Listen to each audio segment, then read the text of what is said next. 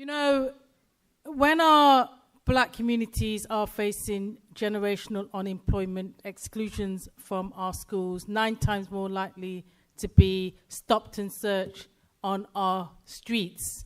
This is the fate that black young people find themselves in.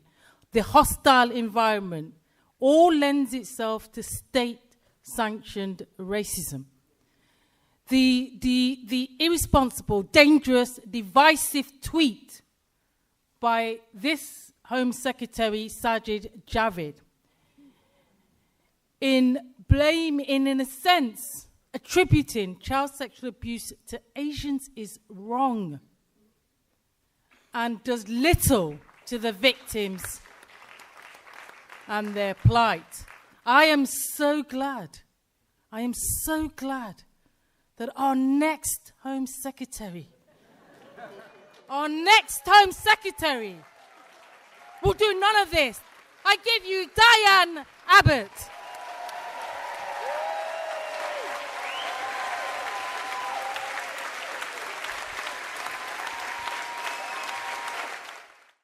It has never been more important to mobilize against fascism and racism. Across the Atlantic, we have Donald Trump putting Hispanic children in cages and feeling no shame at the support that he gets from white nationalists. And in Europe, we've seen a collapse in some socialist parties and a rise in blatantly fascist parties. I was fortunate this week to be in Brussels and meet the only black female member of the European Parliament, Cecile Kienge, who has been subject to awful harassment and abuse. She told me that in the European Parliament, people regularly get up, this is other parliamentarians, and say that she should be grateful to be there at all. She gets shouted at on the street in the same terms, and she's now being sued for calling a blatantly racist Italian party leader a racist. So I want a message of support to Cecile to go out from this conference today.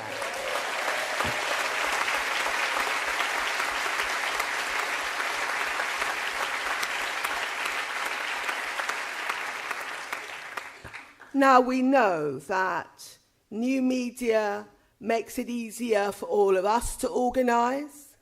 Part of the big increase in votes that the Labour Party got in the 2017 election was due to the fact that people were able to bypass mainstream media and go to new media and get their information and get their facts.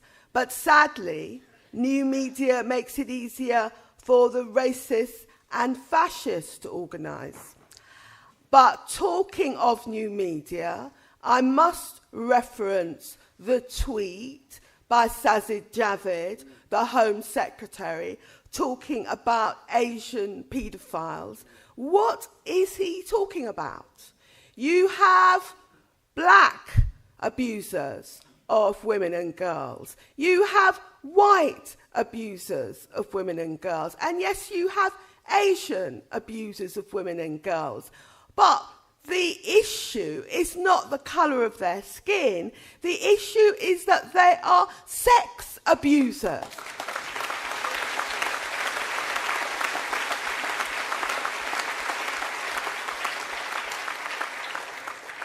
Sajid is supposed, as Home Secretary, to be working towards community cohesion. So, I know.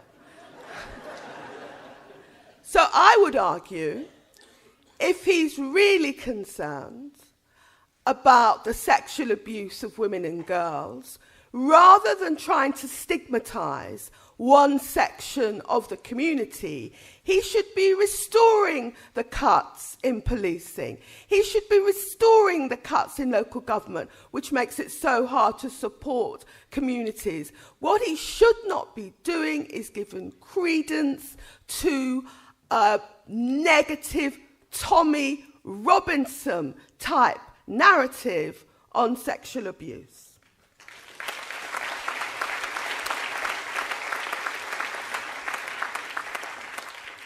As we mobilise with renewed passion to fight racism and fascism, we don't need to reinvent the wheel. One of the most important things is unity. What we don't need at this point is a new organisation. We need to swing behind existing local campaigns and existing organisations, because on this issue, more than any other, unity is strength. We need to see campaigns where migrants and people of colour are at the forefront, because they are at the forefront of the threat and the danger from these newly resurgent racists and fascists. And we need to look to government, to what government can do. Now, it's not for me to stand here and tell you how to vote at the next general election. But let me tell you, if Jeremy Corbyn is in number 10 and I am Home Secretary, we will be reviewing the Islamophobic Prevent programme. We will abolish...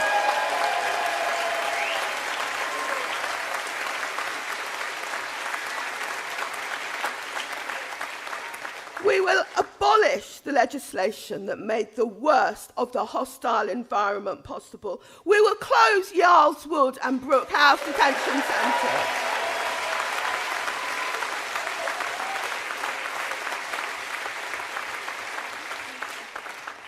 And we will be changing the conversation around migrants and immigration. You won't hear us talking about Asian paedophiles. So it's important to see and to ensure that government takes the actions that it should. It's important to unify around these important issues.